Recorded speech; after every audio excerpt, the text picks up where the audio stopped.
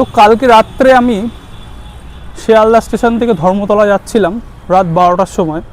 তো সেখানে আমার একটা অদ্ভুত অভিজ্ঞতা হলো। কলকাতায় আসলে আমি এক জায়গার থেকে আরেক জায়গায় যাওয়ার জন্য ক্যাব সার্ভিসগুলো ইউজ করি, যেমন ওলা, উবের, এই ধরনের যেসব ক্যাব সার্ভিসগুলো আছে। তো শিয়ালদা স্টেশন থেকে আমি যথারীতি রাত 12টার সময় ওলা এবং উবেরে শিয়ালদা থেকে ধর্মতলায় যাওয়ার জন্য প্রাইস চেক করছিলাম। তো প্রাইস চেক করার সময় আমরা ছিলাম হচ্ছে দুজন। তো আমি প্রথমে ওলাতে চেক করি, ওলাতে প্রাইস দেখাচ্ছিল 350 টাকা মতো, 350 টাকার মতো দেখাচ্ছিল, কি একটু বেশি কম বেশি হবে। কিন্তু সেই একই ডিস্টেন্সের হচ্ছে উবেরে আমি যখন ট্রাই করছিলাম, তো সেটা আমার 160-তে দেখিয়েছে এবং আমি শেষে উবেরই বুক করি। এর কারণটা কি আমি বুঝলাম না।